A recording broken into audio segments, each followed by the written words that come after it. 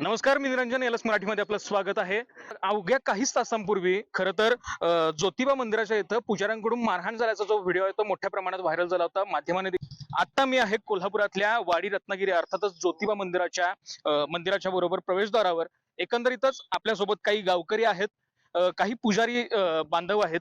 यांच्याकडून आपण जाणून घेऊयात नेमकं हे प्रकरण नेमकं काय घडलं होतं आणि याच्या मागची नेमकी कथा काय आहे. आपल्यासोबत आहेत या पश्चिम महाराष्ट्र देवस्थान समितीचे जो वाडी रत्नागिरीचे अध्यक्ष तिवले साहेब. नमस्कार. नमस्कार. काय नेमकं घडलं होतं हे नेमकं प्रकरण मला जरा सविस्तर सांगा. काल परिधे गावची सासनकाठी आली होती मंदिरात प्रदक्षिणा करण्यासाठी. सदरची सासनकाठी देवाची आरती दर रविवारी मंदिराला प्रदक्षिणा करण्यासाठी बाहेर पडते. आरती बाहेर पडल्यानंतर सदर सासनकाठी धारकांनी आरतीसाठी अडथळा निर्माण केला. त्यावेळी पुजारी देवाचे ढोले असतात सोबत, त्यांच्या थोडी धक्काबुक्की केली. त्यासाठी आपल्या कर्मचाऱ्यांनी येऊन पुजाऱ्यांनी त्यांना समज दिली तरी पण ते ऐकलं नाही. तो वाद होणार यासाठी आम्ही सदर सासनकाठी पुढे पाठवले. त्यानंतर पुन्हा ते सासनकाठी धारक पुढे निघून गेले. त्यानंतर आरती पूर्ण झाल्यानंतर परत सासनकाठी धारकांचा आणि पुजाऱ्यांचा वाद लागला, कारण ते सासनकाठी धारक पुजाऱ्यांच्या इथे जाऊन दंगावस्ती करायला लागले. तो वाद लागला, तर वाद लागल्यानंतर तो मिटवत आपण दक्षिण दरवाजापर्यंत आणला. म्हणजे त्यांची जास्तच धक्काबुक्की आणि मारामारी चालू झाली. त्यावेळी आमचे कर्मचारी होते, मी स्वतः होतो. आम्ही तो वाद मिटवण्याचा प्रयत्न केला. ते पुजारी निघून गेले, पण त्या भाविकांनी असं केलं की जे आमचे कर्मचारी होते त्यांना पण घेऊन मारहाण करायला सुरुवात केली. याच्यासाठी तुम्ही म्हणजे बाकीचे पुजारी पण सोबत होते. त्यानंतर तो वाद मिटवण्याचा आम्ही प्रयत्न केला. आणि कोडोली पोलीस स्टेशनचे पोलीस पण आले होते.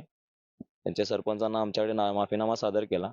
त्यानंतर सदर वाद मिटवला असं सरपंचांनी जाहीर केलं. त्यानंतर पुढे सगळं आम्ही थांबवलो.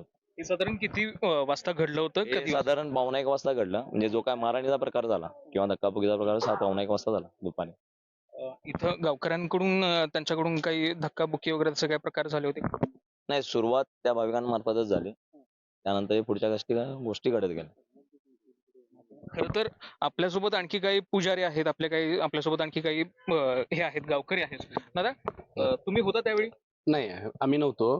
पण माझा समाज, मी गोदो समाजाचा आहे. आमचा समाज तिथं होता. पण मला या तुमच्या माध्यमातून एक गोष्ट सांगायची आहे. ज्या कोणी जे एक न्यूज चॅनल आहे त्यांनी एकच बाजू मांडलेली आहे की समाज एकच बाजू मांडलेली आहे की दुसरी बाजू त्यांनी मांडायला पाहिजे होती की काय झालं या मंदिरात.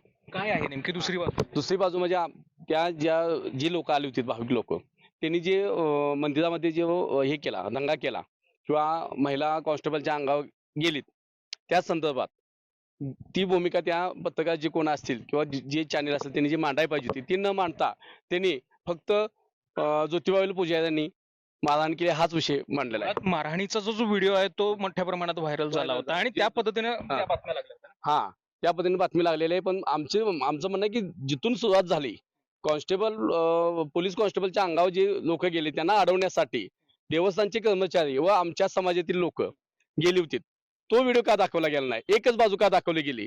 का आमच्या समाजाची बदनामी करण्यासाठी दाखवली गेली? हा व्हिडिओ विषय आहे आपल्याकडे? 100% आहे. दाखवू? ठीक आहे. खरं तर काही व्हिडिओज आहेत गावकऱ्यांकडे देखील, जसे काही व्हिडिओज व्हायरल झाले होते तसं त्याच पार्श्वभूमीवर उलट बाजूला काही गावकऱ्यांकडे देखील काही व्हिडिओज आहेत, ते आपण आता पाहूयात. ते आता दाखवण्याचा प्रयत्न करतायत. मी माझ्या सहकार्याला विनंती करतो जरासा कॅमेरा थोडासा जवळ घेता आला तरी. आता हा जो व्हिडिओ आहे, हा व्हिडिओ मध्ये महिला कॉन्स्टेबलला पहिली जी सुरुवात झाली ती महिला कॉन्स्टेबलच्या अंगावरती धावून जाण्याचा प्रकार पहिल्यांदा झाला. त्याला अडवण्यासाठी आमच्या समाजातील लोक अधिक देवस्थानचे कर्मचारी यांनी तो अडवण्यासाठी प्रयत्न केला. पण तो प्रयत्न झाल्यानंतर अनेकदा पहा, बघा हा व्हिडिओ बघा. महिला कॉन्स्टेबल तुम्हाला स्पष्टपणे दिसतील, त्यांनी पहिल्यांदा अडवण्याचा प्रयत्न केला. बघा,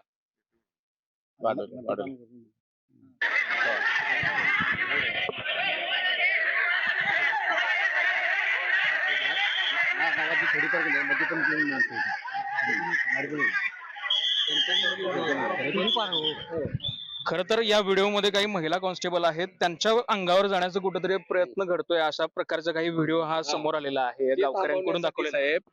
महिला कॉन्स्टेबलच्या अंगावर पहिली सुरुवात इथूनच झाली. महिला कॉन्स्टेबलच्या अंगावर ज्यावेळेला ही लोक गेलीत, भाविक लोक कोण मध्यधुंद जे होते ती गेल्यानंतर आमच्या समाजातील लोकांनी अधिक देवस्थानचे कर्मचारी यामध्ये दिसतात तुम्हाला, या देवस्थानच्या कर्मचाऱ्यांनी अडवण्याचा प्रयत्न केला, तर ती लोक थांबली नाहीत. त्याच्यानंतर ही घटना आमची घडलेली आहे. साधारण ही किती जण होती आणि किती वाजताच्या सुमारास इथून ते आले होते? त्या त्या गावची सासनकाठी घेऊन आली ती मानाची सासनकाठी नव्हती. इथं आपल्या इथं काय प्रथा आहे की प्रत्येक गावची सासनकाठी येऊन की देवाला भेट देण्याची, त्या देवाला भेट देण्यासाठी ती सासनकाठी घेऊन आली होती आणि त्या सासनकाठी सोबत 100 ते 200 लोक होती. त्यातली काही लोक म्हणतोय आम्ही, सगळीच नाही, काही लोक मध्यधुंद अवस्थेत होते. त्याच्यामुळे हा सगळा प्रकार घडलेला आहे. थोडक्या लोकांच्यासाठी हा प्रकार नाही, खरं तर हे जे सगळं झालं त्याच्यानंतर गावकऱ्यांकडून काही ना काहीतरी एक प्रतिवार किंवा वाद त्याच्याकडून काहीतरी करण्याचा प्रयत्न केला असं तुमचं म्हणणं आहे. मात्र ह्या सगळ्या गोष्टीमध्ये त्यांच्याकडून काही चूक झाली होती किंवा तशा प्रकारचे काही आपल्याकडे पुरावे आहेत? झालं होतं. आमच्या इथले पुजारी आहेत उपाध्ये म्हणून, त्यांच्या घरी ते आले होते. त्यांच्यानंतर त्यांच्या गावचे सरपंच आलेत आणि त्यांच्या मार्फत ते देवस्थानमध्ये घेऊन आलो आम्ही. आणि त्या देवस्थानमध्ये तिने आमची चूक आहे, आम्ही माफीनामा देतो म्हणून देवस्थानला तिने लेखी माफीनामा दिला आणि आम्ही भाविकांच्या संदर्भात कुठलीच गोष्ट आतापर्यंत पुजाऱ्यांनी केली नाही हे तिने सुद्धा त्यात उल्लेख केलेला आहे. मग तुमची काही लोकांनी त्यांना बदनाम केल्यामुळं त्यांना तो माफीनामा द्यावा लागला. नंतर आमचा समाज हा त्यांच्या जीवावरच असले, परंतु अशी गोष्ट कधी घडणार नाही. पण त्यांच्यातली काही लोक आमचे सहाय्यक पोलीस निरीक्षक कडोलीचे कडक साहेब सुद्धा त्या ठिकाणी होते. त्यांच्या समोर त्यांना ताकीद पण दिली. एवढं करून हे प्रकरण मिटवावं अशी आमची प्रामाणिक इच्छा आहे आणि असल्या गोष्टीचं आम्ही समर्थन करणार नाही. तिने पण त्या गोष्टीवर जास्त काही वादविचार न लावता ही गोष्ट घडल्या हे तुमच्यामुळे, कारण देवस्थानच्या कर्मचाऱ्यांच्या अंगावर गेलेले आता मान्य तिवले साहेबांनी तुम्हाला तर सांगितलेलंच आहे. मग अशा गोष्टी करायसाठी आपण देवाला येतो का? आमचा समाज हिंसक कधीच झाला नाही. माझ्या आतापर्यंतच्या इतिहासात आम्ही कधी बघितले नाही. ही पहिली वेळ का घडली तर एक कॉन्स्टेबल मॅडम यांच्या अंगावर जात असताना पोलीस अडवायला गेल्यानंतर सुद्धा ती ऐकत नसतील तर तो हिंसा कसला आहे सांगा? हे काय ही चांगली गोष्ट नाही असं माझं मत आहे. बाकी याच्याबद्दल मला बोलायचं पुढे नेमकं कोल्हापूरकरांनी नेमकं काय आव्हान कराल आणि तुमची नेमकी भूमिका काय? आणि आपल्या कोल्हापूर जिल्ह्याचं आराध्य दैवत अख्ख्या महाराष्ट्राचं आहे.